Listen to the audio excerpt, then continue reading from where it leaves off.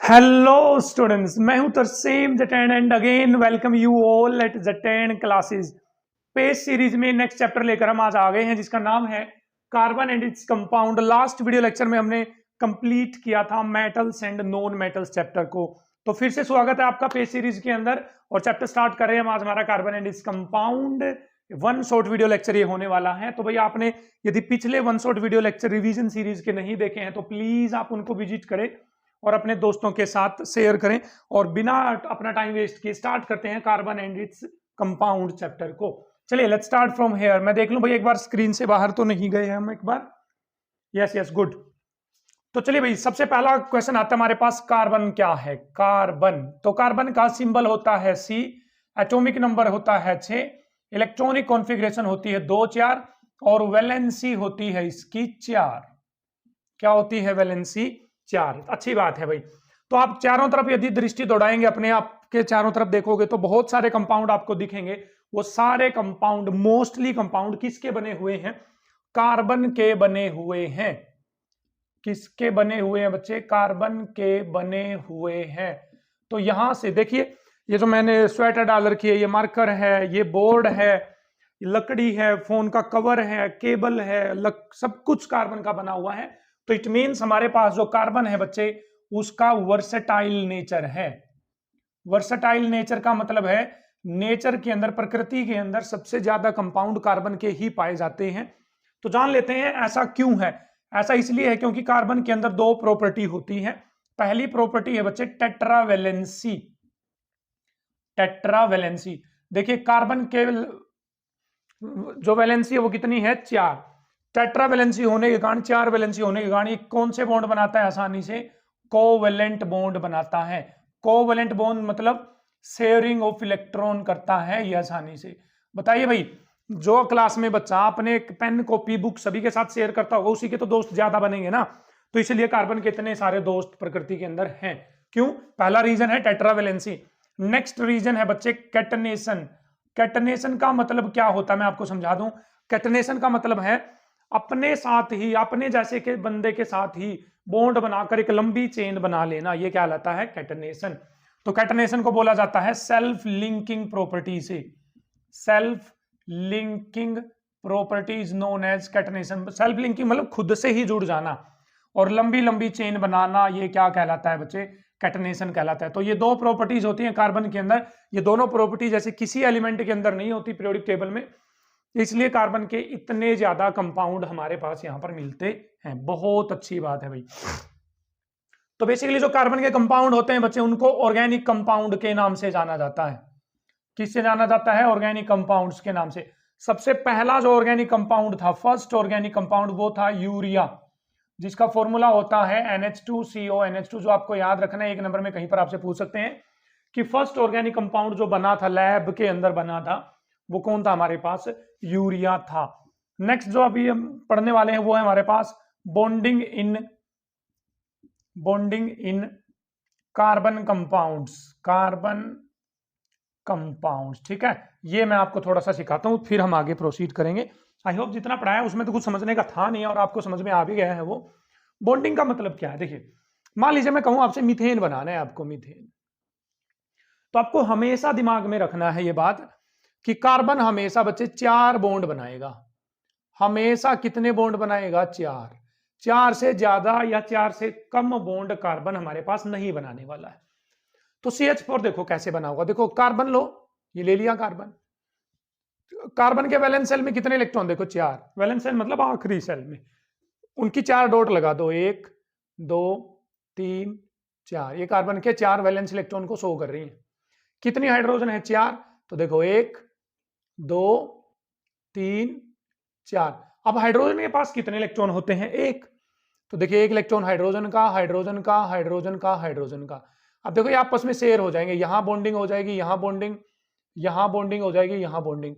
अब काउंट करो कार्बन के कितने इलेक्ट्रॉन हो गए। देखो 1 2 3 4। 4 तो है कार्बन के इलेक्ट्रॉन और 1 2 3 4 है हाइड्रोजन के। तो इस कार्बन के कितने इलेक्ट्रॉन हो गए हैं? 8। तो बताइए कार्बन खुश है या नहीं है? सर बिल्कुल खुश है। तो इसको बोलते हैं बॉन्डिंग। और जो ये बॉन्ड बने हैं, मैंने जो 4 बॉन्ड बना रखे हैं आपको दिखाई दे रहे होंगे, ये कहलाते हैं कोवेलेंट बॉन्ड। कौन से बॉन्ड कहलाते हैं बच्चे? Covalent bond. क्लियर है? चलिए C2H6 बनाकर दिखाओ मेरे को एक बार जल्दी से। C2H6 सर 2 कार्बन है सर, 1 2 सर 3 हाइड्रोजन है, इसका मतलब 3 इसको मिलेंगी 3 इसको मिलेगी, 6 हाइड्रोजन है ना टोटल 6। तो 3 ले भाई तू ले ले 3 हाइड्रोजन तो, और भाई 3 हाइड्रोजन ले ले तू, ठीक है। आप उनकी डॉट लगाओ, कार्बन की कितनी डॉट आएंगी कार्बन की चारों तरफ, 1 2 3 4। कितनी डॉट लगानी होती है किसी एटम के चारों तरफ, जितने उसके वैलेंस इलेक्ट्रॉन है। इलेक्ट्रॉनिक कॉन्फ़िगरेशन लिखोगे और वैलेंस सेल में आखिरी सेल में जितने इलेक्ट्रॉन आएंगे ना वही डॉट लगाने। कार्बन के चारों तरफ कितनी डॉट लगेगी, 1 2 3 4। हाइड्रोजन के 1 1 1 1 1 1, ठीक है। तो करो अब इलेक्ट्रॉन पूरे। कार्बन का एक बॉन्ड बन गया यहाँ, एक बॉन्ड बन गया ये, एक बॉन्ड बन गया ये, एक ये, एक ये, एक ये, और एक आपस में भी तो बना लेंगे ये। अब तो बोलो इस कार्बन में कितने बॉन्ड बन गए, 1 2 3 4 खुश, हाँ 1 2 3 4 खुश, दोनों ही खुश हैं, तो इस तरह से बनेगा C2H6। कौन बनेगा बच्चे इस तरह से, C2H6। क्लियर है, हाँ जी सर। चलो C2H4 बनाओ फिर। C2H4, C2 sir 2 carbon, H4 sir 2 hydrogen इसको दे दो, 2 इसको, तो 2 ले भाई तू ले ले, 2 ले भाई तू ले ले। अब इसके चारों तरफ डॉट कितनी लगेगी, 4 1 2 3 4, इसके चारों तरफ भी 4 1 2 3 4 1 1 1 1। चलो ये तो शेयर हो गया, ये शेयर हो गया, ये भी शेयर हो गया, ये भी शेयर हो गया। अब इसके 4 बॉन्ड तो नहीं बने, तो सर एक काम करो, ये वाली डॉट ना यहां लिख दो, ताकि ये दोनों आपस में 2 बॉन्ड बना ले। कितने बॉन्ड बना ले, 2। तो बच्चे जहां पर 2 बॉन्ड बनते हैं उनको बोला जाता है डबल बॉन्ड। क्या बोला जाता है, डबल बॉन्ड। जहां सिंगल बॉन्ड बनते हैं वो तो सिंगल बॉन्ड ही कहलाएगा हमारे पास, ठीक है। कर लेंगे ये, हाँ जी सर बिल्कुल कर लेंगे। चलो C2H2 बनाओ फिर, C2H2 बनाइए। कार्बन कार्बन, एक हाइड्रोजन इसको, एक हाइड्रोजन इसको सर, इसके ऊपर 4 डॉट सर, 1 2 3 4 1 2 3 4 1। तो एक शेयर यहां हो गया, एक इसके साथ शेयर हो गया, क्लियर। अब इनके बीच में कितने बॉन्ड बनेंगे, 3 1 2 3, तो ये बनेगा C2H2। तो इस तरह से आपको बॉन्डिंग करनी है बच्चे कार्बन के कंपाउंड्स के बीच में। आई होप आपको ये क्लियर है भाई। बारी बारी एग्जांपल आप लेते रहिए, आपकी बुक में दे रखे होंगे, तो वहां पर बॉन्डिंग करते रहेंगे। तो ये जो बॉन्ड बने, ये सारे के सारे बॉन्ड, ये क्या कहलाते हैं बच्चे, कोवेलेंट बॉन्ड कहलाते हैं। कोवेलेंट बॉन्ड वो होते हैं जहां पर इलेक्ट्रॉन की शेयरिंग होने से बॉन्ड बनते हैं। इसको डबल बॉन्ड बोलते हैं, इसको क्या बोलते हैं, ट्रिपल बॉन्ड बोला जाएगा। क्लियर है, हाँ जी सर। तो नेक्स्ट पॉइंट की तरफ प्रोसीड करें तो आ जाता है बच्चे हमारे पास हाइड्रोकार्बन्स। देखिए हाइड्रोकार्बन में आपको पता चल रहा है, हाइड्रो मतलब हाइड्रोजन, कार्बन मींस कार्बन। जहां पर कार्बन और हाइड्रोजन के बीच में बॉन्डिंग होगी, ज्यादातर आपको देखने को मिलेंगी, वो कहलाएंगे हमारे पास हाइड्रोकार्बन्स, ठीक है। कार्बन और हाइड्रोजन के बीच में बनने वाले बॉन्ड। तो हमारे पास 3 तरह के हाइड्रोकार्बन्स होते हैं। सबसे पहला एल्केन, क्या है बच्चे, एल्केन्स। दूसरा आता है हमारे पास एल्कीन्स, और तीसरा हमारे पास आता है एल्काइंस। क्या आता है बच्चे, एल्काइंस। मैंने स्पेस थोड़ा कम दिया इनके बीच में, ठीक है। चलो एल्केन्स को मैं यहां लिख देता हूं फिर, एल्केन्स। देखो पीछे इनके वर्ड लिखा हुआ है एन, तो एन का मतलब है यहां पर कार्बन कार्बन के बीच में सिंगल बॉन्ड मिलेगा, कहीं पर भी डबल बॉन्ड नहीं मिलेगा आपको। एल्कीन का मतलब है बच्चे ईन, और ईन का मतलब है कार्बन कार्बन के बीच में डबल बॉन्ड आएगा। एक बार आएगा लेकिन डबल बॉन्ड, कितनी बार आएगा बच्चे, एक बार, ठीक है। कितनी बार आएगा, एक बार। आइन आ जाता है, आइन, तो इसका मतलब कार्बन कार्बन के बीच में ट्रिपल बॉन्ड आएगा। क्या आएगा बच्चे, कार्बन कार्बन के बीच में ट्रिपल बॉन्ड। चलिए ठीक है, अच्छी बात है सर। मैं थोड़ा सा आपको ये दिखा देता हूं कि कार्बन नंबर के लिए आपको क्या क्या लिखना पड़ेगा, ठीक है। तो यहां दिखा रहा हूं मैं आपको, यदि कार्बन नंबर, टोटल कार्बन 1 है बच्चे, तो उसके लिए वर्ड यूज होगा मिथ। कार्बन 2 है तो उसके लिए वर्ड यूज होगा इथ। कार्बन टोटल 3 है तो वर्ड यूज होगा प्रोप। कार्बन 4 है तो ब्यूट। कार्बन 5 है तो पेंट।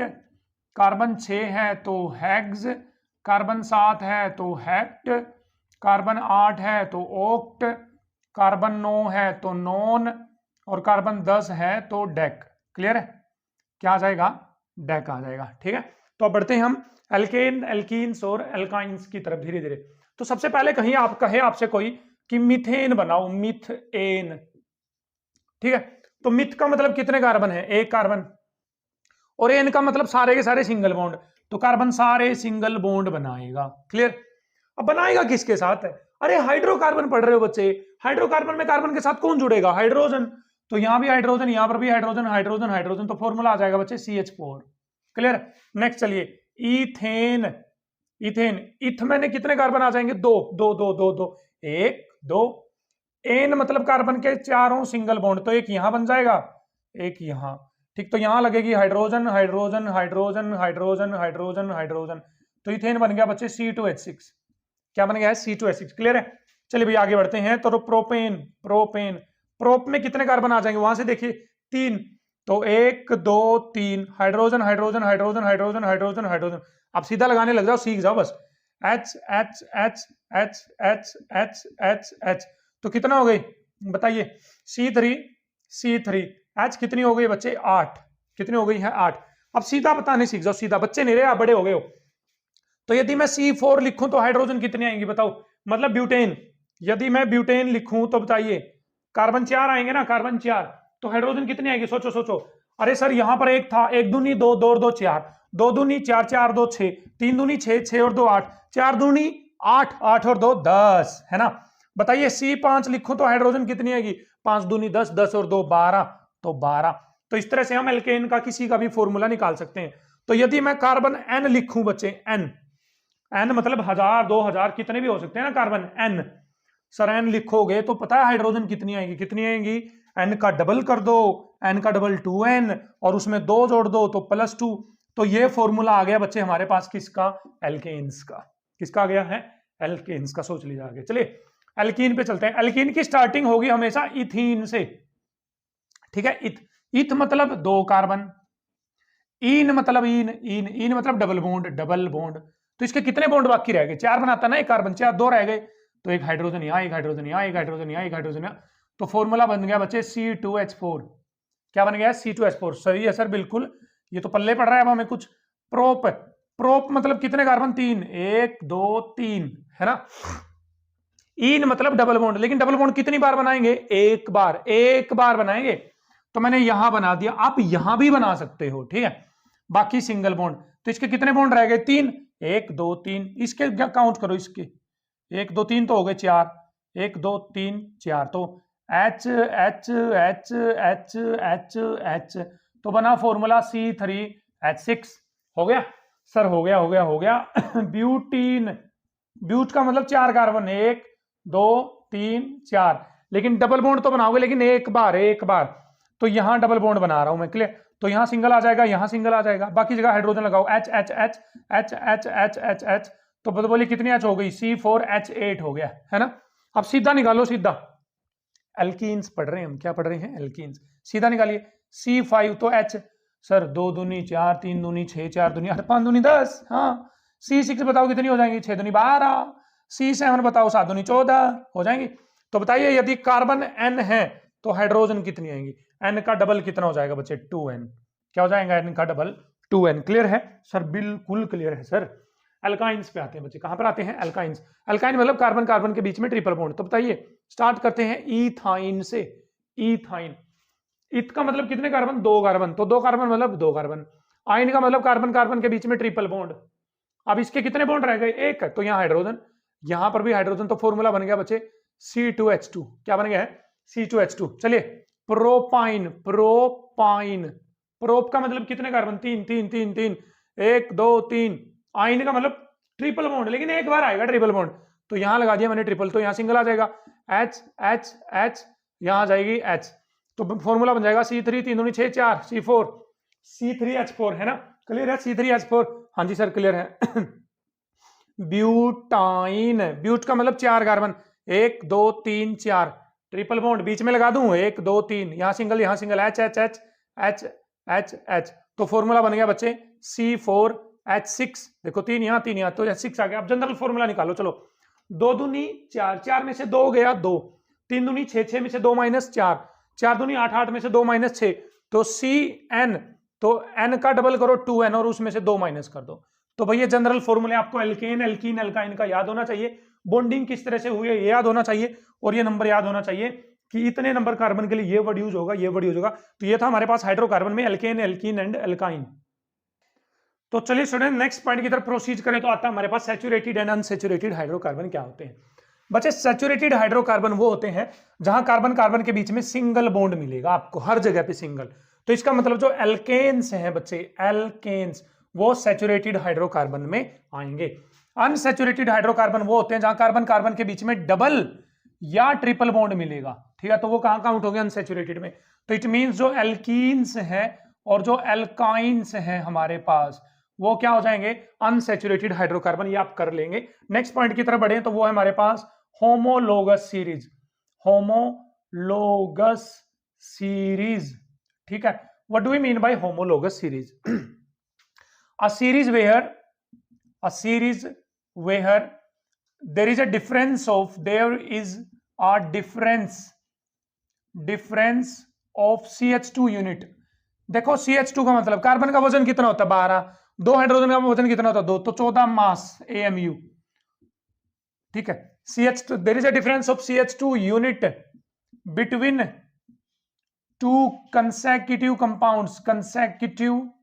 compounds। इसका मतलब समझेंगे भाई क्या है। देखो मैं एल्केन्स की सीरीज लिख रहा हूं यहां पर, किसकी सीरीज लिख रहा हूं, एल्केन्स।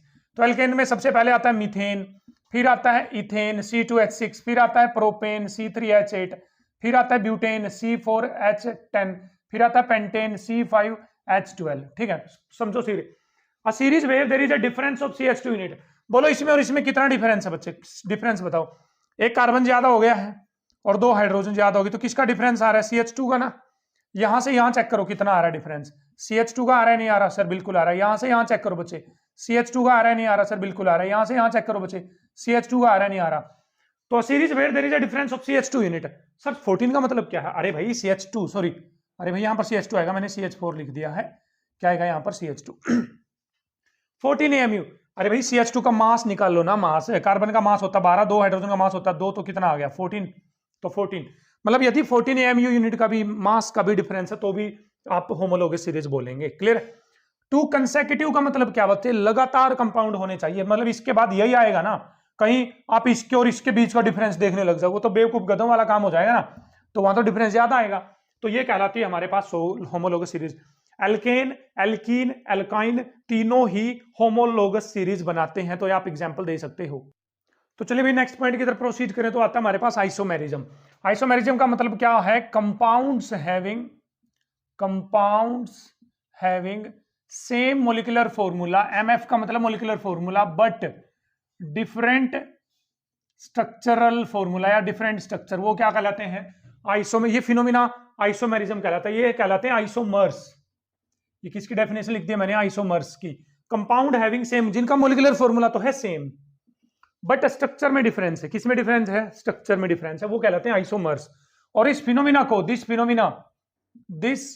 फिनोमिना या जो प्रोसेस है ये इज कोल्ड आइसोमेरिज्म। क्या कहलाता है ये, आइसोमेरिज्म कहलाता है। बहुत ही बेस्ट एग्जांपल देता हूं भाई मैं आपको, बताइए इन दोनों मार्कर में क्या फर्क है, क्या इनका मोलिकुलर फॉर्मूला सेम है? हाँ जी सेम। देखो एक कैप इसमें भी है और एक कैप इसमें भी है या नहीं है, सेम मोलिकुलर फॉर्मूला, बट इनकी स्ट्रक्चर अलग है या नहीं। देखो इसकी कैप तो पीछे लगी हुई है और इसकी कैप आगे लगी हुई है, तो स्ट्रक्चर तो अलग अलग हो गई ना। तो इसका मतलब ये आइसोमर्स हैं आपस में। क्या है आइसोमर? आइसोमर बनने के कारण इनकी जो प्रॉपर्टी उसमें चेंज आ जाता है। देखो इससे तो मैं लिख नहीं सकता, नहीं, लेकिन इससे तो लिख सकता हूं ना, तो प्रॉपर्टीज में क्या हो गया, डिफरेंस हो गया। तो भाई आपके इसके एग्जाम्पल करने के लिए आपको एग्जाम्पल करना है पेंटेन का। पेंटेन का फॉर्मूला क्या होता है बच्चे, हमारे पास C5H12 होता है या नहीं होता है, ठीक है। तो पेंटेन के 3 आइसोमर बनाने हैं आपको। कितने आइसोमर्स बनाने हैं, 3 आइसोमर्स बनाने हैं। कौन से हैं? एक तो मेंटेन वो है जिसमें 5 कार्बन सीधे लगा दो आप, सीधे, देखो सीधे लगा दिए। एक पेंटेन वो है जिसमें आप प्लस का साइन बना दो, CH3 देन CH3, देखो प्लस हो गया, प्लस हो गया है ना। एक पेंटेन ये है कि आप इस तरह से बना दीजिए, CH3 V बना दीजिए, Y CH2 CH3, देखो Y हो गया नहीं हो गई। तो ये 3 आइसोमर हैं पेंटेन के, याद रखने आपको। इसका फॉर्मूला है N, इसका नाम है N पेंटेन, इसका नाम है बच्चे नियोपेंटेन, और इसका नाम है बच्चे आइसोपेंटेन, याद रख जाएंगे, ठीक है।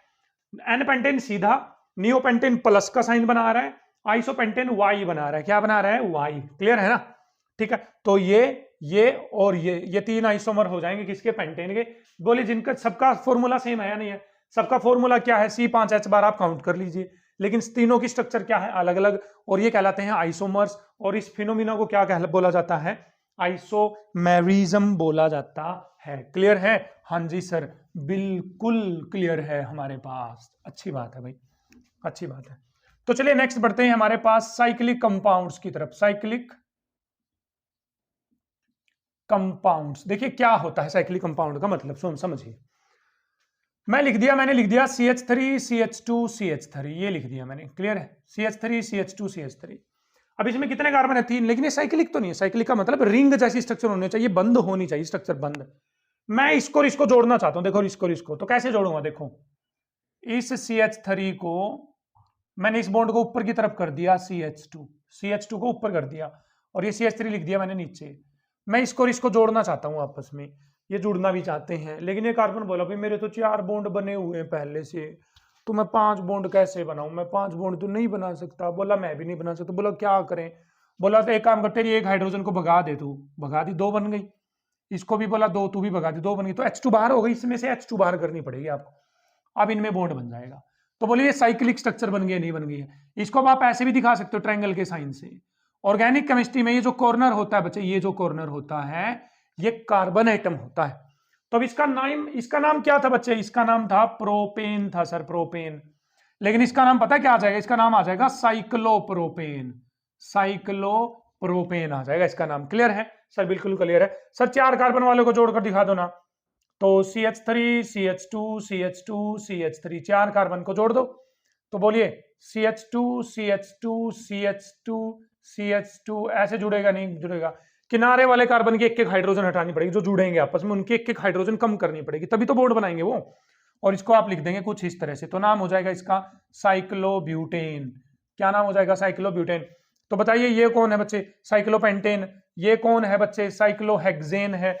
ये कौन है बच्चे? ठीक है, साइक्लोहेप्टेन है। इसी तरह से साइक्लोओक्टेन, साइक्लोनोनेन आप बना लेंगे। हाँ जी सर, बना लेंगे बिल्कुल। तो ये था हमारे पास साइक्लिक कंपाउंड्स। क्या थे? Cyclic compound. साइक्लिक कंपाउंड्स में एक वेल नोन कंपाउंड है जो पूछ सकते हैं आपसे भाई, वो है बेंजीन। क्या है बच्चे? बेंजीन। बेंजीन कैसे बनेगा? देखो साइक्लोहेक्सेन बना दो पहले तो। साइक्लोहेक्सेन बनाओ, CH2 CH2 CH2 CH2 है, CH2 है, CH2। ये बोलिए ये साइक्लोहेक्सेन है या नहीं है? ठीक है। अब क्या करना है आपको? हर कार्बन पे से एक एक हाइड्रोजन हटा दो। एक हाइड्रोजन यहां से हट गई, एक यहां से, एक यहां से, एक यहां से, एक यहां से, एक यहां से। क्लियर? अब इस कार्बन के कितने बॉन्ड बने हुए? देखो एक ये 2, और एक हाइड्रोजन के साथ 3। इसके एक ये 2, एक हाइड्रोजन के साथ 3। सबके 3 बॉन्ड बने हुए, लेकिन बॉन्ड बनने चाहिए कितने? 4। तो आप देखो एक डबल बॉन्ड यहां लगा दो, एक छोड़ के फिर यहां, एक छोड़ के फिर यहां। बोलिए अब सबके बॉन्ड पूरे हैं या नहीं है? चेक कर लो।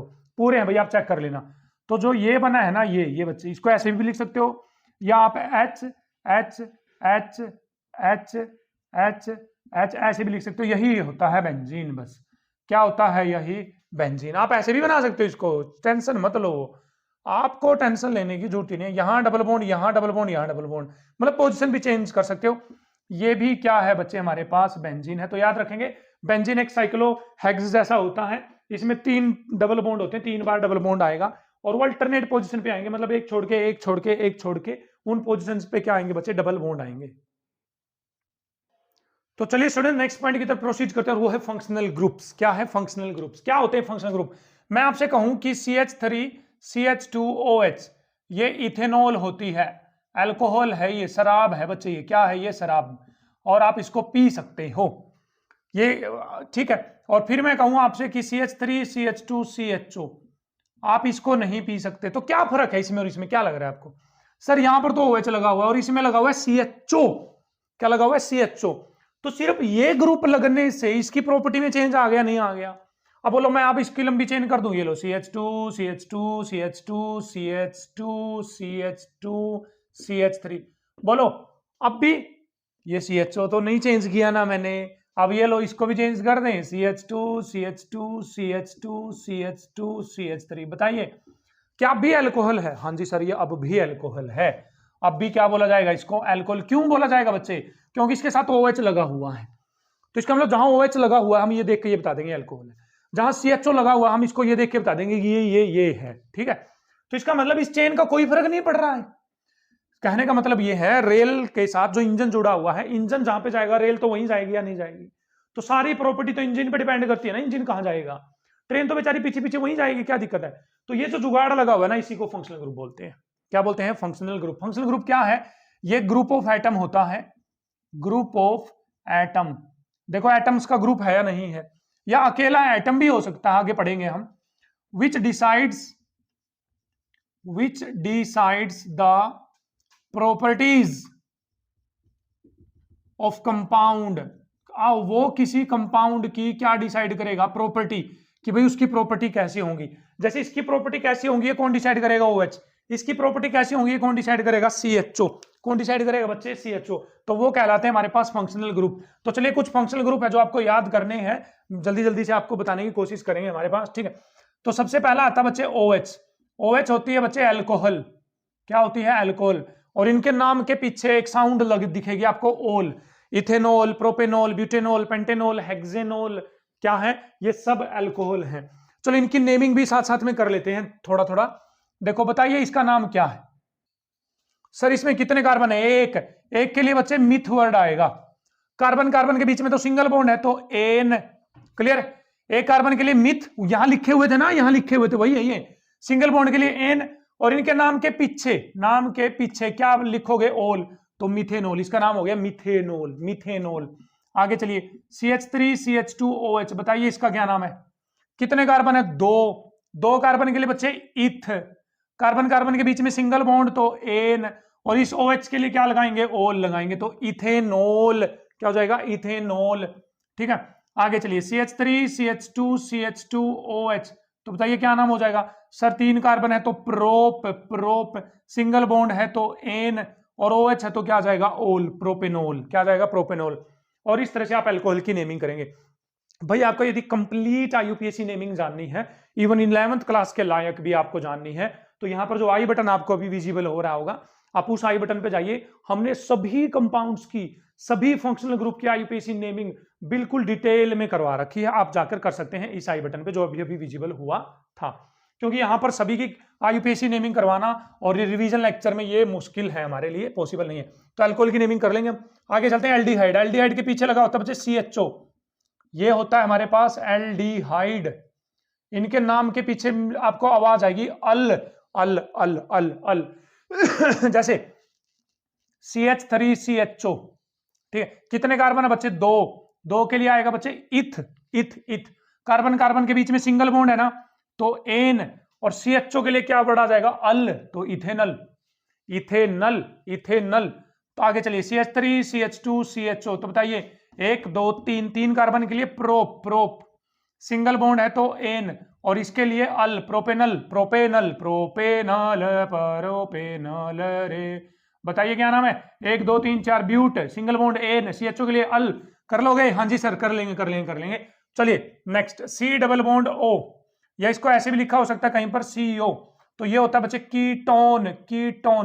पीछे से साउंड आएगी बच्चे ऑन की, किसकी साउंड आएगी पीछे से, ऑन की। चलिए नाम नेमिंग करते थोड़ी बहुत, CH3CO, CH2CO, CH3। चलिए इसका नाम, 3 कार्बन है तो 3 के लिए क्या आ जाएगा बच्चे, प्रोप, कार्बन कार्बन के बीच में सिंगल बॉन्ड है तो एन, और पीछे से क्या लगाओगे, ओन, तो आ जाएगा पीछे से ओन, तो प्रोपेनोन। इसमें बताइए 1 2 3 4 4 कार्बन है तो ब्यूट, सिंगल बॉन्ड है तो एन, और इसके लिए आ जाएगा ओन, तो नाम हो जाएगा ब्यूटेनोन। कर लेंगे, चलिए आगे बढ़ते हैं। ये कुछ फंक्शनल ग्रुप है, आपको इनके एग्जांपल याद रखने हैं। कार्बोक्सिलिक एसिड COOH, ओपन करके लिखोगे तो ऐसे लिखा जाएगा COOH। नाम है बच्चे इनका कार्बोक्सिलिक एसिड, नाम तो सुना ही होगा, 7 मुल्कों की पुलिस हमारा इंतजार कर रही है ना। कार्बोक्सिलिक एसिड, ठीक, कौन है ये बच्चे, कार्बोक्सिलिक एसिड है हमारे पास, COH, ठीक है। कार्बोक्सिलिक एसिड तो इनके नाम के पीछे आएगा ओइक एसिड बच्चे, क्या आएगा, ओइक एसिड। चलिए नाम देख लेते हैं कुछ, CH3COOH, ठीक है। तो 2 कार्बन है तो 2 कार्बन के लिए बच्चे इथ, कार्बन कार्बन के बीच में सिंगल बॉन्ड तो एन, और इसके लिए पीछे आ जाएगा ओइक एसिड, तो इथेनोइक एसिड। क्या है, ethanoic acid, CH3 CH2 COOH, कितने कार्बन, 1 2 3, तो प्रोप सिंगल बॉन्ड तो एन, और उसके लिए ओइक एसिड, तो कर लेंगे प्रोपेनोइक एसिड। इस तरह से आप नेमिंग कर पाएंगे किसकी, कार्बोक्सिलिक एसिड्स की, किसकी, कार्बोक्सिलिक एसिड की बच्चे। ठीक है, इधर भी ऑक्सीजन, ऑक्सीजन के इधर उधर कार्बन लगा हुआ है, कार्बन, तो इसको बोला जाता है बच्चे ईथर, ईथर। जैसे CH3OCH3, तो क्या बच्चे, ईथर है। नाम करने की जरूरत नहीं, ये आपके सिलेबस से बाहर है, ईथर की यूपीएससी नेमिंग आपके सिलेबस से बाहर है। ठीक है, तो मतलब इधर उधर ऑक्सीजन के इधर उधर कार्बन लगा हुआ है, तो क्या बोलेंगे आप उसको, ईथर बोलेंगे। CN, C triple bond N, या फिर CN लगा हुआ है बच्चे, तो इसके नाम के पीछे बोला जाएगा नाइट्राइल, क्या बोला जाएगा, नाइट्राइल। क्लियर है। आगे आते हैं C डबल बॉन्ड OO, देखो COO, ये तो यहां पर भी आया था COO, लेकिन यहां पर तो H लगी हुई ना, H, लेकिन यहां पर कार्बन आना चाहिए, इसको बोला जाता है बच्चे एस्टर। एस्टर के नाम के पीछे नाम आता है O8, O8। चलो एस्टर, एस्टर की नेमिंग और आपको करवा देते हैं। एस्टर देखिए, CH3COOCH3, एक तो ये एस्टर है। अगले पर आते हैं CH3 CH2 COOCH2CH3। क्लियर है। चलो इन दोनों एस्टर की नेमिंग करते हैं।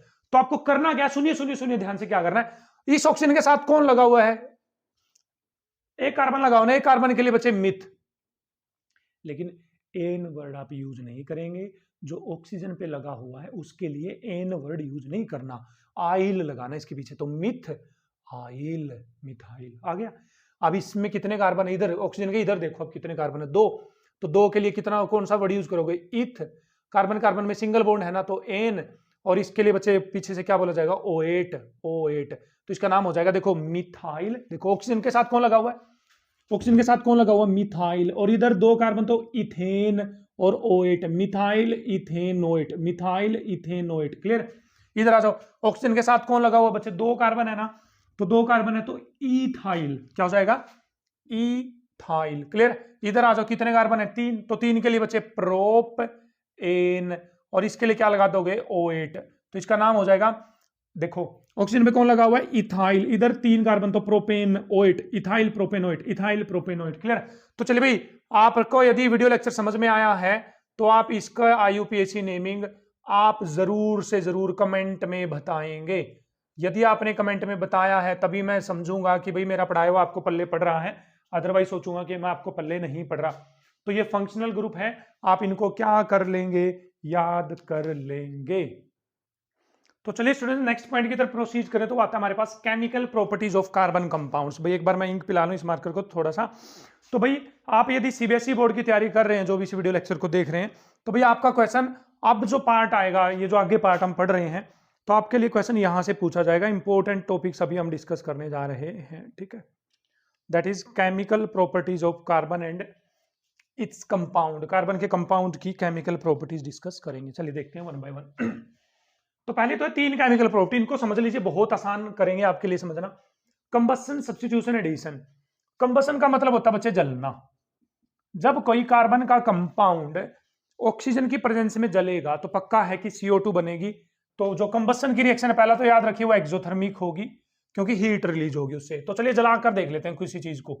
मीथेन को जलाकर देखते हैं भाई, मीथेन ऑक्सीजन में जलेगी तो क्या बनेगा, तो बोले क्या बनेगा, CO2 बनेगी, CO2, और प्लस में बनेगा पानी। हमेशा याद रखना, जब भी कोई कार्बन का कंपाउंड जलेगा तो CO2 बनेगी, कौन बनेगी, CO2, और प्लस में क्या बनेगा बच्चे, पानी बनेगा। बस आपको ये बनाना और आंखें बंद करके।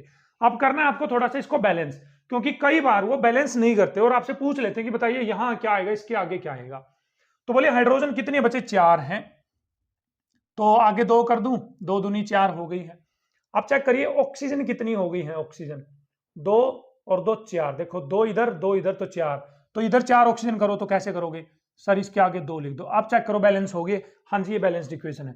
तो याद रखेंगे कंबसन में क्या होगा, CO2 बनेगी पानी बनेगा, CO2 बनेगी पानी बनेगा, CO2 बनेगा पानी बनेगा, ठीक है। चलिए इसकी जगह कुछ और लेते हैं, चलो C2H6 ले लूं मैं, C2H6, बोलो इथेन ले ली, उसको भी तो ऑक्सीजन की प्रेजेंस में जलाएंगे, तो क्या बनेगी बताइए, क्या बनेगा, तो वही बनेगा, आंखें बंद करके लिख देना आपको, CO2 प्लस में पानी। अब बच्चे थोड़ा सा इसको बैलेंस करना है, क्या करना है, बैलेंस। हाइड्रोजन कितनी है, 6, तो 3H2O आ गई है। अब कार्बन कितने हैं, 2, देखो कार्बन 2 है ना, इधर इधर तो एक ही कार्बन है, तो आगे आ गया 2 कार्बन। अब ऑक्सीजन काउंट करो बच्चे, 2 दूनी 4, देखो 4 ऑक्सीजन, इधर 3 7, 7 ऑक्सीजन है बच्चे, इधर 7 ऑक्सीजन, लेकिन यहां तो 2 है, 7 तो इसका नंबर बन ही नहीं सकता, तो 7/2 लिख दो ना, देखो 7/2, 2 से 2 कट गया तो 7 आ जाएगा सर, आ जाएगा, ठीक है। तो ये हो गई है बैलेंस, आप इस तरह से बैलेंस करेंगे। चलो एक और करें, C3H8 ऑक्सीजन की प्रेजेंस में जलेगा तो बनाएगा CO2 प्लस में पानी, तो करिए बैलेंस। सर 3 कार्बन है तो पहले तो कर दो 3, क्लियर है भाई। 8 हाइड्रोजन है तो सर कर दो 4। अब चलो सर ऑक्सीजन पे, 3 दूनी 6 और 4 10 ऑक्सीजन है, तो 2 यहाँ पर है तो यहाँ पर आ गया 5, 5 दूनी 10 ऑक्सीजन। तो इस तरह से आप बैलेंस करेंगे। CO2 तब बनेगी बच्चे जब ऑक्सीजन की फुल सप्लाई होगी। ऑक्सीजन की क्या होगी हमारे पास, फुल सप्लाई, कमी नहीं होनी चाहिए ऑक्सीजन की। लेकिन यदि कहीं पर ऑक्सीजन की लिमिटेड सप्लाई है, क्या है, कहीं पर लिमिटेड सप्लाई है ऑक्सीजन की, तो यहां पर गड़बड़ हो जाएगी। क्या गड़बड़ होगी सर, तो सुनो, CH4 है और ऑक्सीजन है, तो देखो पानी तो बनाओगे ही बनाओगे, उसमें कोई डाउट नहीं है, लेकिन अब की बार CO2 नहीं बनेगी। इसमें तो 2 ऑक्सीजन मतलब फुल ऑक्सीजन है, तो इसमें सिर्फ एक ऑक्सीजन लगा दो कार्बन के साथ, बस CO, कार्बन मोनोऑक्साइड बनेगी बच्चे। लिमिटेड सप्लाई है तो क्या बनेगी, कार्बन मोनोऑक्साइड, कार्बन मोनोऑक्साइड बनेगी, क्लियर है। कार्बन मोनोऑक्साइड कब, जब लिमिटेड सप्लाई है ऑक्सीजन की। बैलेंस आप खुद से कर लेंगे भाई, यहां पर हाइड्रोजन कितनी है 4, तो हाइड्रोजन हो गई है 4, तो 2 और एक 3 ऑक्सीजन है, तो यहां पर 3/2 कर दो ना, देखो 2 से 2 कट गया तो 3 ऑक्सीजन आ जाएगी। तो ऐसे आप करेंगे इसको बैलेंस। मैं आपको बता दूं, कार्बन मोनोऑक्साइड एक पॉइजनस गैस होती है, पॉइजनस गैस है। तो यदि आप रूम में अंगीठी जलाकर सोते हो या लकड़ी की कोई भी चीज जलाकर सोते हो, तो वो सोना बंद कर दीजिए, क्योंकि धीरे धीरे रूम में ऑक्सीजन की कमी हो जाएगी। ऑक्सीजन की कमी होने से कार्बन मोनोऑक्साइड बन जाएगी रूम में, और कार्बन मोनोऑक्साइड क्योंकि एक जहरीली गैस है, तो आपके सांस के साथ अंदर चली जाएगी और आपका जो जीवन है, जो प्राण है, वो बाहर चले जाएंगे। सब्स्टिट्यूशन रिएक्शन पे आते हैं। सब्स्टिट्यूशन का मतलब क्या होता है बच्चे, सब्स्टिट्यूशन का मतलब क्या होता है बच्चे, किसी को हटाकर किसी को जोड़ देना, क्या कहलाता है, सब्स्टिट्यूशन। मुझे हटा के कोई दूसरा टीचर आ जाए तो सब्स्टिट्यूशन है, आपको हटाकर कोई दूसरा स्टूडेंट आ जाए तो सब्स्टिट्यूशन है, खिलाड़ियों की जगह एक जगह की जगह दूसरा प्लेयर आ जाए तो सब्स्टिट्यूशन कहलाता है। तो सर कार्बन के कंपाउंड में सब्स्टिट्यूशन कैसे होगा, तो देखो आपके पास है मीथेन, इसमें आप क्लोरीन डाल दो भाई, सनलाइट की जरूरत पड़ेगी भाई कार्बन के कंपाउंड में सब्स्टिट्यूशन कराने के लिए। HNU का मतलब यहां पर क्या है, सनलाइट, मैं लिख भी देता हूं SUNLIGHT, सनलाइट। तो देखो आपको करना क्या है बच्चे, बिल्कुल प्यार और प्रेम से करेंगे। यहां से एक हाइड्रोजन हटा दो, तो यहां CH3 बच गया, नहीं बच गया, और उस हाइड्रोजन की जगह ये 2 क्लोरीन है, उनमें से एक क्लोरीन लगा दो, तो ये लगा दिया। बता सकते हो प्लस में क्या आएगा, सर प्लस में आएगा, देखो सर, देखो देखो देखो, एक हाइड्रोजन तो यहां से कम करिए आपने और एक क्लोरीन यहां से, तो प्लस में आएगा, वो हाइड्रोजन और क्लोरीन मिल जाएंगे तो सर HCl बनेगा। बिल्कुल बेटा, बिल्कुल सही है, ये कहलाता है सब्स्टिट्यूशन। देखो हाइड्रोजन को हटा के क्लोरीन लगा रहे हैं, नहीं लगा रहे, हाइड्रोजन को हटा के क्लोरीन लगा रहे हैं, नहीं लगा रहे हैं, ये कहलाता है सब्स्टिट्यूशन। चलिए आगे चलिए, CH3, इसमें भी Cl2 डालेंगे आप विद सनलाइट, किसके साथ, सनलाइट के साथ। अभी एक हाइड्रोजन हटाओगे आप, अभी देखो CH3 एज इट इज लिख दूं मैं, यहां से मन कर रहा है मेरा हाइड्रोजन हटाने का, आप कहीं से भी हटा सकते हो, आपकी मर्जी है। तो मैं यहां से एक हाइड्रोजन हटा दी, तो मैंने बना दिया यहां पर CH2, और उस हाइड्रोजन की जगह क्या लगा दिया, क्लोरीन, तो प्लस में क्या आ जाएगा बच्चे, HCl आ जाएगा। यस और नो, क्या आ जाएगा, प्लस में HCl आ जाएगा, ठीक है। ये कहलाता है सब्स्टिट्यूशन।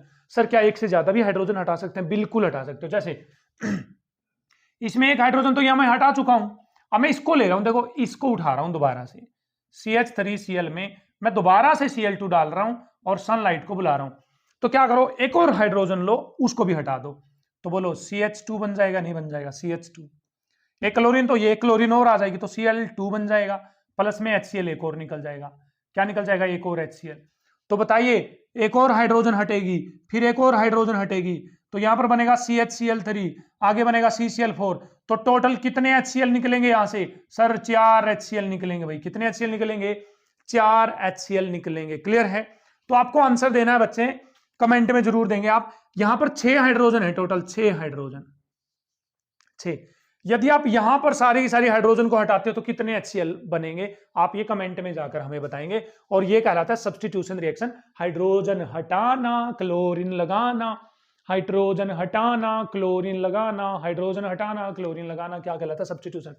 एडिशन पे आते हैं बच्चे, अब कहां पर आते हैं, एडिशन रिएक्शन।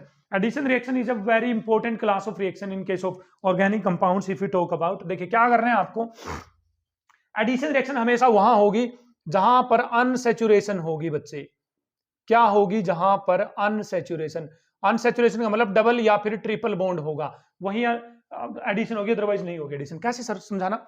देखो CH2 डबल बॉन्ड CH2 में H2 डाल दो तो क्या बनेगा? सोचो खुद से, सोचो। देखो H2 है ना, दो हाइड्रोजन है ना, तो दोनों हाइड्रोजन को पकड़ लो। ये पकड़ लिए मैंने दोनों हाइड्रोजन, एक हाइड्रोजन इस पे लगा दो, एक हाइड्रोजन इस पे, तो इसमें से एक हाइड्रोजन इस पे लगाओगे तो ये CH3 बन जाएगा, एक हाइड्रोजन इस पे लगाओगे तो ये भी CH3 बन जाएगा।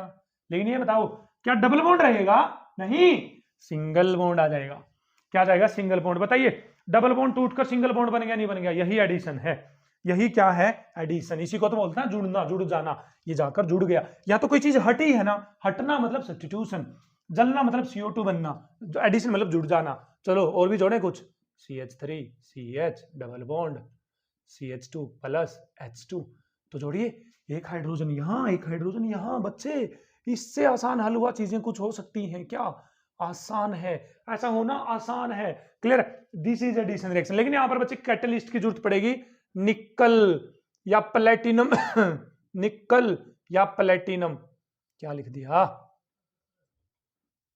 निकल या प्लेटिनम। ये कैटलिस्ट क्या होते हैं सर? जो केमिकल रिएक्शन को शुरू करवा देते हैं। जैसे आप आग जलाने के लिए लकड़ी में तेल डालते हो ना, कई बार मिट्टी का तेल, पेट्रोल, डीजल, तो आग जल्दी पकड़ लेती है लकड़ी, तो वही कैटलिस्ट है, बस उसी की तरह ये बिहेव करते हैं। सर ट्रिपल बॉन्ड हो तो C triple bond C single bond CH3 H2, तो ट्रिपल बॉन्ड हो तो बच्चे क्या करेंगे? पहले एक हाइड्रोजन यहां लगाओगे, एक हाइड्रोजन यहां, तो क्या बन जाएगा? CH3 CH, यहां रह जाएगा double bond CH single bond CH3। तो यदि ट्रिपल है तो पहले वो डबल बनेगा, फिर उसमें दोबारा से हाइड्रोजन डालोगे निकल कैटलिस्ट के साथ, तो फिर जाकर वो सिंगल बॉन्ड बनेगा। क्या बनेगा? सिंगल बॉन्ड बनेगा। क्लियर है? This is known as addition reaction. क्योंकि यहां पर एडिशन रिएक्शन में स्पेसिफिकली हम हाइड्रोजन को ऐड कर रहे हैं, हाइड्रोजन को, तो इसलिए ये रिएक्शन कहलाती है बच्चे हाइड्रोजिनेशन। क्या कहलाती है? हाइड्रोजिनेशन। इस हाइड्रोजिनेशन रिएक्शन का यूज वेजिटेबल ऑयल्स को वेजिटेबल घी में कन्वर्ट करने के लिए यूज होता है, वेजिटेबल घी में। तो आप घर पे नहीं देखा होगा, कहीं घर पे नहीं, दुकान पे डालडा घी खाते हैं लोग, दिसोरी बोलते, भाई हमारे हरियाणा में तो दिसोरी बोलते हैं। आप लोग यदि कहीं और से देख रहे हैं तो आप जरूर बताना कमेंट में, आपके यहाँ क्या बोलते हैं उस घी को। डालडा घी जो होता है, वनस्पति स्कूटर राग वनस्पति जो होता है, ठीक है, हमारे यहाँ पर उसको दिसोरी घी बोला जाता है। तो वह ऑयल से वो घी बनता है। और जो वेजिटेबल ऑयल होते हैं उनमें अनसैचुरेशन होती है, उनमें डबल या ट्रिपल बॉन्ड प्रेजेंट होते हैं। तो उसको घी बनाने के लिए आपको सिंगल बॉन्ड बनाना पड़ेगा। सिंगल बॉन्ड बनाने के लिए हाइड्रोजनेशन करवानी पड़ेगी बच्चे। क्या करवानी पड़ेगी? हाइड्रोजनेशन। क्लियर है? हाँ जी सर क्लियर है। देखो कई जगह आपको ये भी दे सकते हैं कि यहाँ पर Br2 डाल दिया है, तो आपको डरना नहीं है, एक ब्रोमीन यहां लगा दो, एक ब्रोमीन यहां, तो क्या बन जाएगा? CH2Br and CH2Br। ये लो मैंने लगा दी, तो आंसर ये आ जाएगा। कुछ डरना नहीं है आपको, कहीं डरने लग जाओ। ठीक है? क्लियर है ना बच्चे? यहां पर HBr भी डाल सकते हैं, वो HBr। तो क्या करोगे बच्चे? हाइड्रोजन को यहां लगा दो, ब्रोमीन को यहां लगा दो, तो अब की बार देखिए यहां लगा दी मैंने हाइड्रोजन, तो यहां 3 हो जाएगी और ब्रोमीन लग जाएगी यहां। तो ये भी एडिशन रिएक्शन है। क्या है? ये भी addition reaction. No need to feel afraid of such kind of reactions. तो चलिए स्टूडेंट्स, नेक्स्ट हमारा टॉपिक है इथेनॉल। भाई बहुत इंपॉर्टेंट टॉपिक है भाई, इसको तो मैं बंदे को स्टार दे रहा हूं, बड़े वाला स्टार। यहां से आप लिख लीजिए 101% आपके पेपर में क्वेश्चन आएगा ही आएगा इथेनॉल की प्रॉपर्टी पे से। 101% आएगा भाई। आप यदि CBSE बोर्ड में हो तो मैं आपको बता रहा हूं आज, आप पेपर्स के बाद दोबारा से इस वीडियो लेक्चर में आकर कमेंट में करके मेरे को बता सकते हो कि सर आया नहीं आया। ठीक आएगा भाई, कमेंट क्या करोगे आप लोग। ठीक है? इथेनॉल पहले तो बता दें कि इथेनॉल एक शराब है जो लोग पीते हैं। ये देसी शराब पीते हैं, कहीं पर भी आप देखते हो अल्कोहल पीते हैं, चाहे वो किसी भी टाइप की अल्कोहल हो, तो उसमें इथेनॉल होती है, क्योंकि ये पेएबल अल्कोहल है, पीने लायक अल्कोहल है।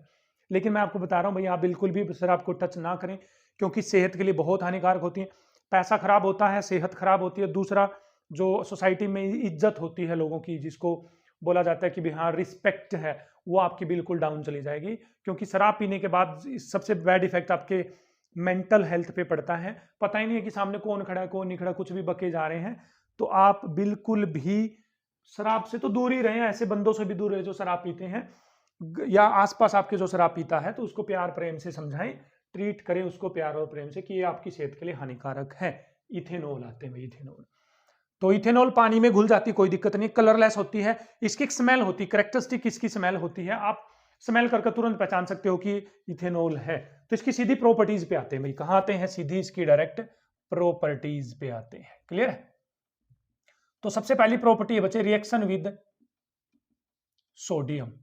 सोडियम के साथ जब अल्कोहल रिएक्ट करती है तो क्या होता है, तो देखो ये है बच्चे हमारे पास CH3 CH2OH, और ये आ गई है एक्टिव मेटल सोडियम। तो खुद से सोचो ना, एक्टिव मेटल क्या करेगी, एक्टिव मेटल हाइड्रोजन को धक्का मारेगी, भाग जा हाइड्रोजन भाग जा, तो यहां से हाइड्रोजन भाग जाएगी, तो क्या बन जाएगा, CH3 CH2ONA बन जाएगा। और H2 गैस कौन सी साउंड के साथ निकलेगी बच्चे, पॉप साउंड के साथ। क्लियर है? हाँ जी सर, पॉप साउंड के साथ हाइड्रोजन गैस निकलेगी। तो ये पहली केमिकल प्रॉपर्टी है किसकी, इथेनॉल की, रिएक्शन विद सोडियम। ठीक है, सोडियम बस हाइड्रोजन को हटा देगी और यहां पर आ जाएगा, बस यही रिएक्शन लिखनी है आपको, इससे ज्यादा नहीं पढ़ना है यहां पर। क्लियर?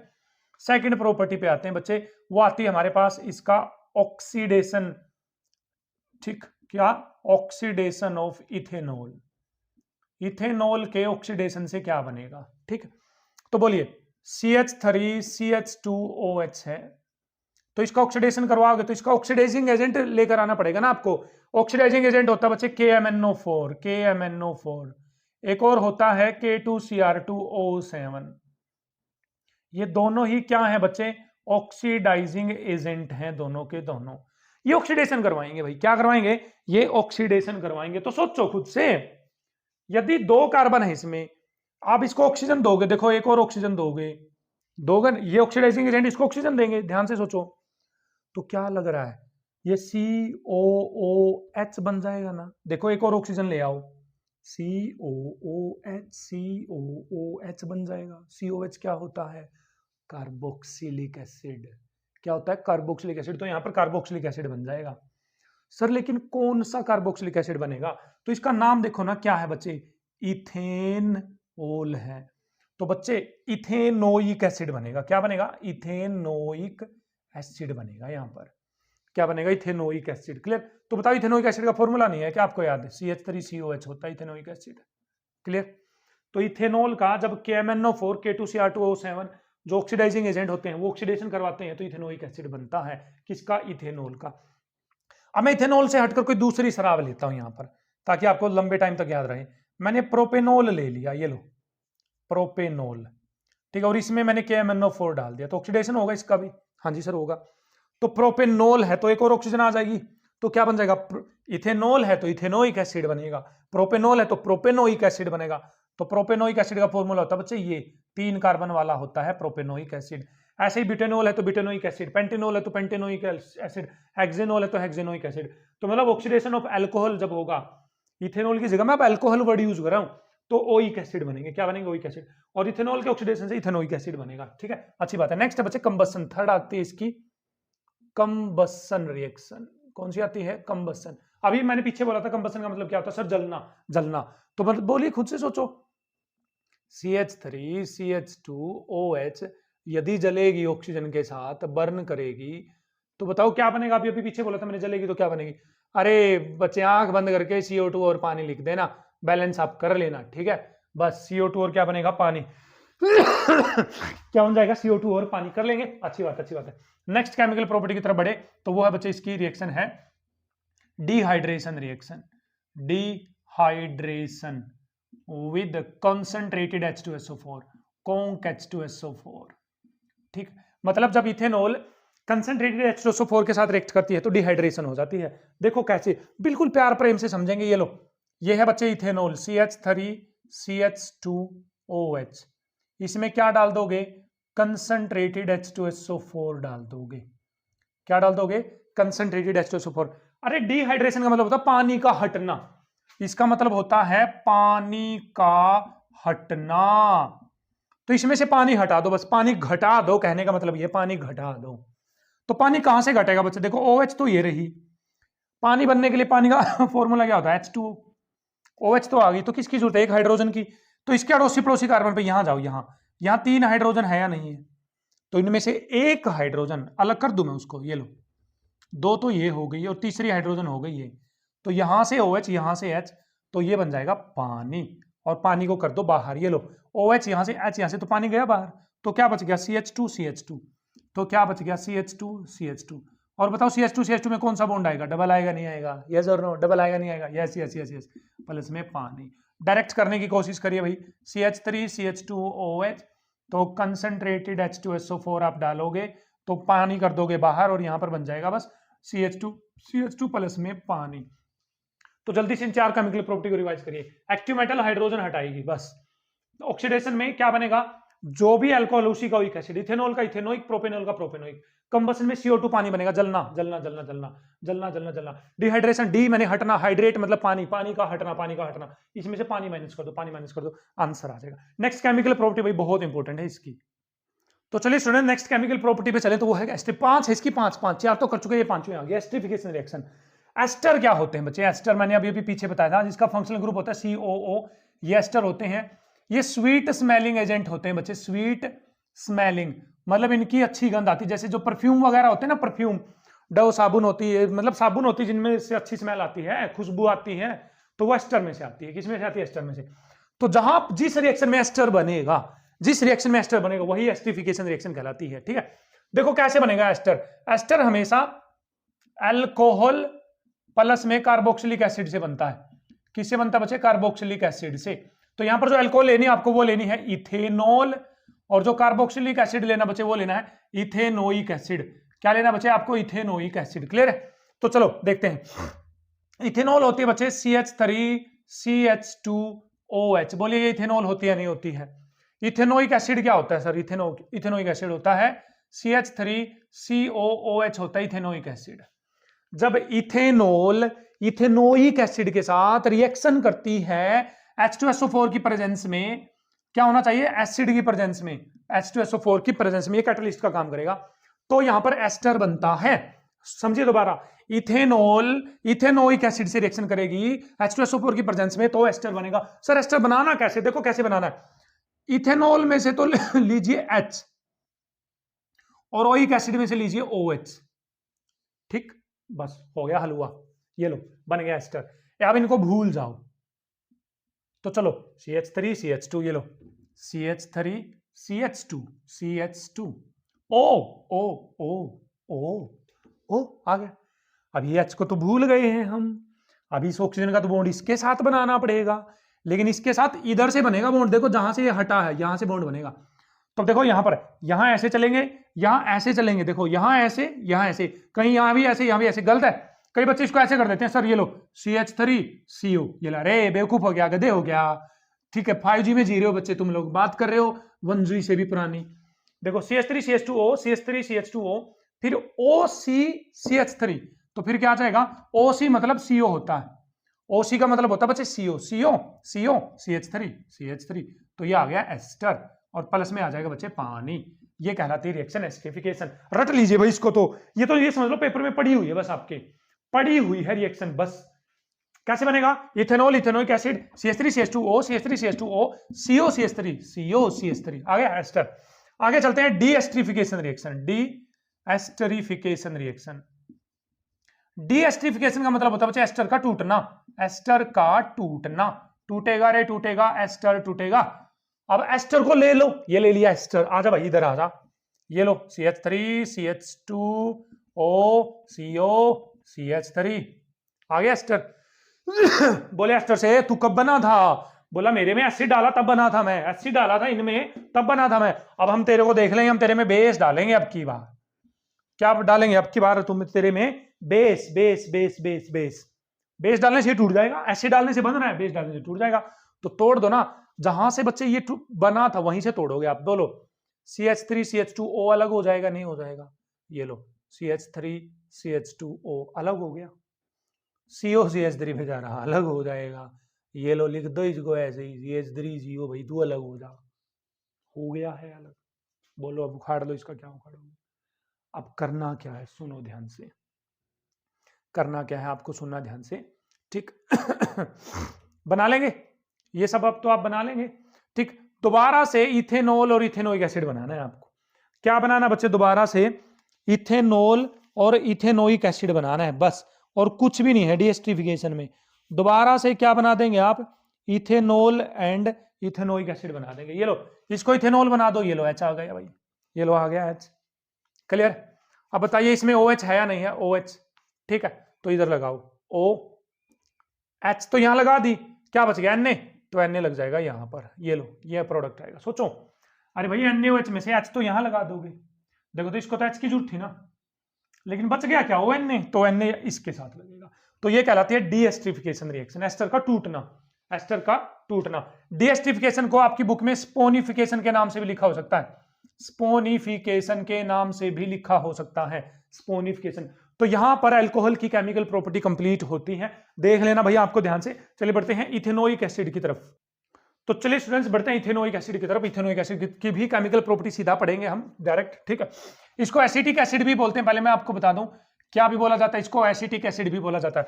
सबसे पहली प्रॉपर्टी, रिएक्शन विद सोडियम या एक्टिव मेटल, एक्टिव मेटल के साथ रिएक्ट करेगा तो क्या करेगा, ये लो भाई CH3COOH में आप सोडियम डालोगे तो क्या होगा, बता दो बच्चे, NaH को हटा देगा तो क्या बन जाएगा, CH3COONA प्लस में कौन सी गैस भाग जाएगी, H2 कौन सी साउंड के साथ, पॉप साउंड के साथ, किसके साथ, पॉप साउंड के साथ। क्लियर है?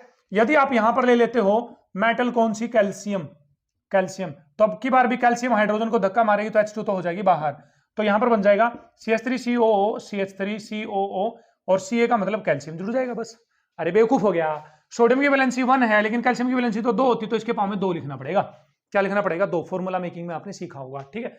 Next next next, reaction with base, reaction with base, जब, अरे सोचो ये तो एसिड है, ये रिएक्शन करेगा बेस के साथ, तो बेस के साथ कौन सी रिएक्शन हो जाएगी बच्चा, न्यूट्रलाइजेशन रिएक्शन हो जाएगी। कौन सी हो जाएगी, न्यूट्रलाइजेशन रिएक्शन। तो देख लो CH3COOH, तो बेस है हमारे पास NaOH, क्या है बेस, NaOH। चलो तो एसिड देगा H, बेस देगा OH, तो पानी रे पानी तेरा रंग कैसा, तू बाहर जा, पानी गया बाहर, तो इस H की जगह Na लग जाएगा, H की जगह Na लग जाएगा, बस CH3COONA आ गया आंसर। चलिए एक और देख लेते हैं, CH3COOH प्लस में KOH, तो एसिड देगा H, बेस देगा OH, तो पानी रे पानी तेरा रंग कैसा, तू बाहर भाग जा, H की जगह K लगा दोगे बस, CH3COOK प्लस में H2O, तो ये हो गई न्यूट्रलाइजेशन रिएक्शन। कौन सी है, न्यूट्रलाइजेशन रिएक्शन। क्लियर है? हाँ जी सर क्लियर है। थर्ड रिएक्शन आइए भाई, थर्ड हमारे पास एस्टरिफिकेशन रिएक्शन, ये आप कर लेंगे, अभी अभी करके आए हैं पीछे, वही सेम टू सेम है। फोर्थ आती है बच्चे भाई reaction with metal carbonate, reaction with metal carbonate मतलब CaCO3 के साथ रिएक्शन करवाओ या Na2CO3 के साथ करवाओ, ये मेटल कार्बोनेट बोलते हैं, जिनके पीछे CO3 होता है वो कार्बोनेट होते हैं।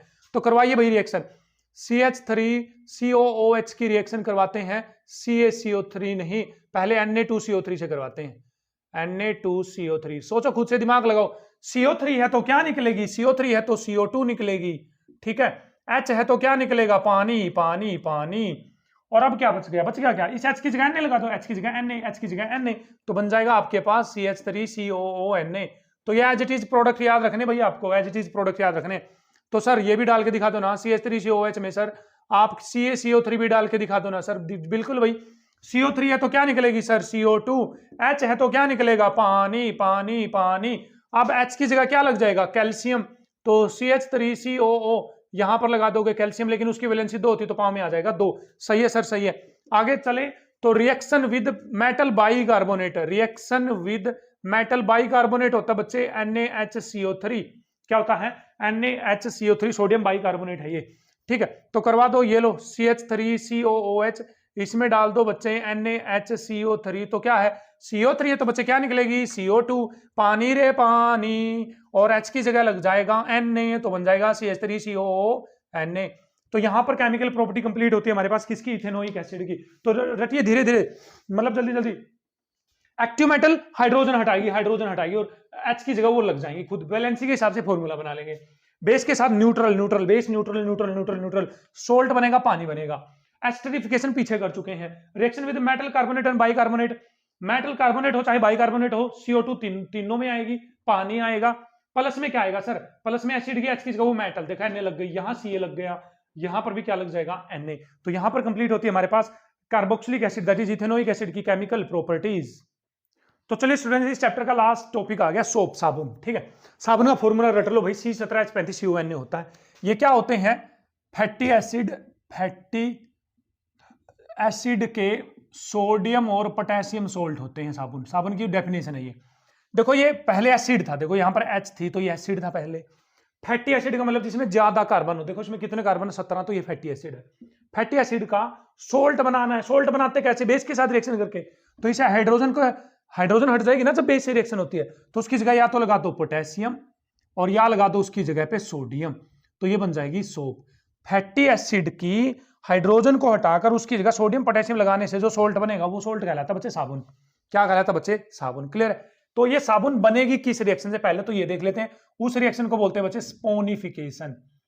क्या बोला जाता है बच्चे? स्पोनिफिकेशन बोला जाता है, जैसा कि अभी अभी पीछे पढ़ा था हमने। ठीक है, तो चलिए बनाते हैं वो रिएक्शन। याद करवाने की कोशिश करता हूं मैं आपको।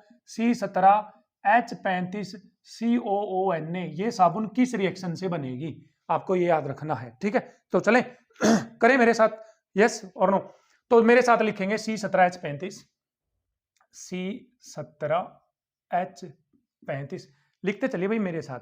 C17H35, तो लिखते रहिए मेरे साथ C17H35। ठीक है, C17H35 CO, then CO, then O, then O। एक बार और लिख दो नीचे, C17H35 COO, C17H35 COO, यहां पर CH2, यहां पर CH, यहां पर CH2। ये बना लो पहले तो आपको ये रिएक्शन यदि सीखनी है तो। क्लियर है? देखो C17H35COO, C17H35COO, C17H35COO, C17H35CO, CH2 CH CH2। अब बताओ ये स्पोनिफिकेशन अभी अभी थोड़ी देर पहले पढ़ी थी ना हमने एस्टरिफिकेशन के बाद, उसमें क्या डालते थे? NaOH, NaOH। तो देखो इसको यहां से तोड़ दो बच्चे, यहां यहां यहां यहां यहां यहां यहां, तोड़ दिया, तोड़ दिया, तोड़ दिया, नहीं तोड़ दिया? तो बोलो C17H35CO, C17H35CO, O के साथ लग जाएगा देखो Na, तो O के साथ लग गया Na, तो एक मॉलिक्यूल बन गया। फिर नीचे आओ C17H35COO, C17H35COO, फिर एक और Na ले लो, 2 Na, तो यहां पर Na लग जाएगा, तो 2 बन जाएंगे इसके। लेकिन यहाँ पर टोटल NaOH कितने लेने पड़ेंगे आपको? 3 लेने पड़ेंगे, क्योंकि एक Na यहां लगेगा, एक Na यहां, एक Na यहां, तो कितने सोप के मॉलिक्यूल बनेंगे यहाँ पर बच्चे? 3 मॉलिक्यूल। सर प्लस में क्या बनेगा? प्लस में CH2 CH CH2, देखो CH2 CH CH2, इसका बॉन्ड देखो किसके साथ बनेगा? अरे भाई 3 Na यदि निकलेंगे तो 3 OH भी तो निकलेंगे, तो यहां पर OH OH OH आ जाएगा। इसको बोला जाता है बच्चे ग्लिसरॉल। क्या बोलते हैं बच्चे? ग्लिसरॉल बोलते हैं। क्या बोलते हैं इसको? ग्लिसरॉल। क्लियर है? तो ये रिएक्शन है जिससे साबुन बनती है। रट लीजिए भाई, इसको याद कर लीजिए, पूछ सकते हैं आपसे पेपर में। चलिए अच्छी बात है, चलो फिर आगे बढ़ते हैं। आगे आएगा हमारे पास साबुन किस तरह से काम करती है, क्लींजिंग एक्शन। सफाई किस तरह से करेगी साबुन? Cleansing action of soap, cleansing action of soap. Clear है? तो बताइए सोप का फॉर्मूला क्या होता है? C17H35COONA होता है, नहीं होता? कार्बन कितने? 17। तो देखो 1 2 3 4 5 6 7 8 9 10 11 12 13 14 15 16 17। मैंने आपको बताया था ना पीछे नेमिंग में कि जो कॉर्नर होता है वो कार्बन एटम होता है। जब साइक्लिक स्ट्रक्चर पढ़ रहे थे हम, साइक्लिक, तो C17 इनके साथ H जुड़ी होगी, तो 1 2 3 4 5 6 7 8 9 10 11 12 13 14 15 16 17। ठीक है, C17H35, तो CO, फिर आ जाएगा CO, फिर O, और इसके साथ लगा हुआ है Na, इधर होता है नेगेटिव चार्ज। तो साबुन के मॉलिक्यूल में 2 पार्ट होते हैं, एक होती है उसकी टेल, क्या होती है उसकी टेल, और एक होता है उसका हेड। क्या होता है बच्चे? उसका हेड। जो टेल होती है बच्चे वो हाइड्रोफोबिक होती है। हाइड्रोफोबिक मतलब पानी से नफरत होती है इसको, पानी से नफरत। वाटर हेटिंग, वाटर हेटिंग, पानी से नफरत, बिल्कुल पानी को देख के राजी नहीं होती है। लेकिन जो इसका हेड होता है, हेड, वो हाइड्रोफिलिक होता है। हाइड्रोफिलिक होता है। हाइड्रोफिलिक का मतलब होता है वाटर लविंग, पानी से प्रेम है उसको। वाटर लविंग मतलब वो पानी की तरफ अट्रैक्ट हो जाएगा। तो अब मैं आगे से साबुन को ऐसे दिखाया रहूंगा, देखो ऐसे ऐसे करके, ऐसे ये साबुन है, ये टेल है और ये उसका सिर है। ये क्या है? टेल, उसका सिर। टेल को पानी पसंद नहीं है, सिर को पानी पसंद है। जैसे बेबी को बेस पसंद है वैसे ही सिर को पानी पसंद है। ठीक है, तो बताइए मान लीजिए ये सफेद कपड़ा है, नीचे ये सफेद कपड़ा लगा हुआ है, इस सफेद कपड़े में ये मैल लगा हुआ है, मैल, और मैल वाले कपड़े को आपने पानी में डाल दिया, तो इस मैल के चारों तरफ आ गया पानी। कौन आ गया बच्चे चारों तरफ? पानी पानी पानी आ गया। अब आप इस पे साबुन लगाओ, साबुन साबुन तो ये बताओ मैल की तरफ टेल जाएगी या सिर जाएगा? सिर तो पानी की तरफ रहेगा, तो सिर रहेगा पानी की तरफ, पानी की तरफ रहेगा सिर, पानी की तरफ रहेगा सिर। आ गया। टेल जाएगी पानी से दूर, तो टेल जाएगी पानी से दूर, तो पानी टेल मैल के अंदर फंस जाएगी। ये लो, मैल के अंदर फंस जाएगी। Tail tail tail tail tail tail tail tail tail tail tail tail tail. तो ऐसे गोल गोल स्ट्रक्चर बन गए। यहां पर क्या बन गए बच्चे? गोल गोल स्ट्रक्चर, स्पेरिकल स्ट्रक्चर। इस स्पेरिकल स्ट्रक्चर को क्या बोलते हैं बच्चे? मिसेल बोलते हैं। मिसेल क्या बोलते हैं? मिसेल। अब देखो ध्यान से, ये भी रह गया क्या? ये लो ध्यान से देखो, अब ये जो बेचारा मैल है ये टेल में फंस गया, क्योंकि टेल के साथ उसकी दोस्ती हो गई है। टेल किसके साथ जुड़ी हुई है? हेड के साथ। हेड किसके साथ जुड़ा हुआ है? पानी। अब साबुन लगा दिया आपने, अब कपड़े को निचोड़ो, आप निचोड़ो, ऐसे पकड़ के निचोड़ोगे तो यहां से पानी बाहर जाएगा कपड़े में से, पानी के साथ हेड बाहर जाएगा, हेड के साथ टेल बाहर जाएगी, और टेल के साथ मैल भी तो बाहर जाएगा। सारी चीजें बाहर जाएंगी, तो सारी चीजें बाहर जाएंगी तो ये कपड़ा हो जाएगा साफ। इसको मिसेल बोलते हैं, याद रखना इस गोल गोल स्ट्रक्चर को मिसेल। तो ये लो भाई, ये कपड़ा हो गया है अब साफ। तो ये था क्लींजिंग एक्शन ऑफ सोप। क्या था बच्चे? Cleansing action of soap. चलिए भाई, अच्छी बात है। चलिए नेक्स्ट बढ़ते हैं। साबुन को हार्ड वाटर में क्यों यूज नहीं कर सकते? हार्ड वाटर में साबुन को यूज नहीं किया जाता। ठीक, तो साबुन का फॉर्मूला होता है बच्चे C17H35COONA। ठीक है, क्यों नहीं यूज कर सकते साबुन को हार्ड पानी में? क्योंकि हार्ड वाटर में बच्चे मैग्नीशियम के और कैल्शियम के क्लोराइड होते हैं, मतलब सोल्ट होते हैं। मैग्नीशियम के और कैल्शियम के क्या होते हैं बच्चे? हार्ड वाटर में सोल्ट होते हैं, ये पानी में सोल्ट होंगे। अब आप जैसे ही साबुन लगाओगे वहां पर C17H35COONA, C17H35COONA, जैसे ही आप क्या लगाओगे सोप साबुन लगाओगे, तो यहां पर डबल डिस्प्लेसमेंट रिएक्शन हो जाएगी। तो देखो, Na इस क्लोरीन को लेकर भाग जाएगा, ये Na इस क्लोरीन को लेकर भाग जाएगा, तो दोनों में क्या बन जाएगा? NaCl। क्या बन जाएगा? दोनों में NaCl बन जाएगा।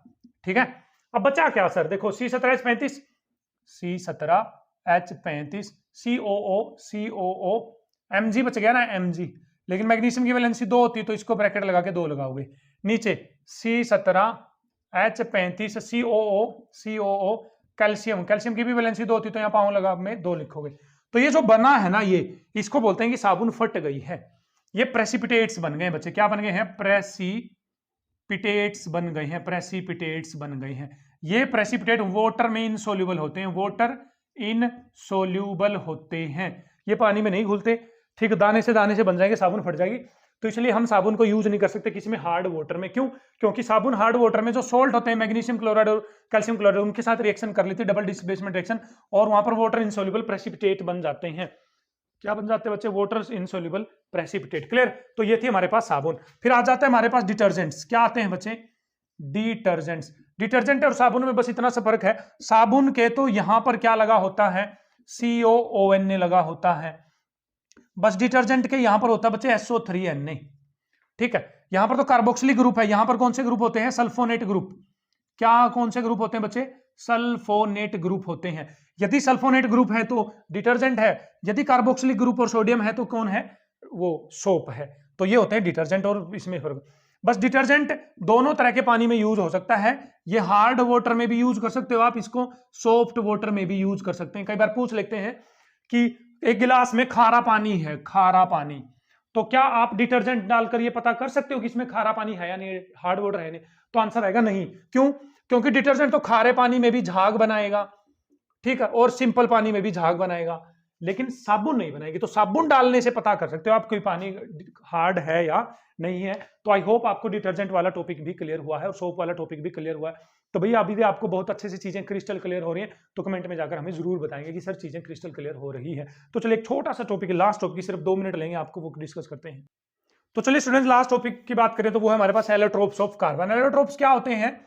जिनकी केमिकल प्रॉपर्टी सेम होती है, प्रॉपर्टी क्या होती है? सेम, बट उनकी फिजिकल प्रॉपर्टीज क्या होती हैं? डिफरेंट होती हैं। मतलब वो जब केमिकल रिएक्शन करेंगे तो वो तो एक जैसी करेंगे, बट उनकी जो हार्डनेस है, मेल्टिंग बॉइलिंग पॉइंट है, वो क्या होते हैं, अलग अलग होते हैं, वो फिजिकल प्रॉपर्टी अलग अलग होती है। तो बेसिकली कार्बन के 3 एलोट्रोप होते हैं बच्चे।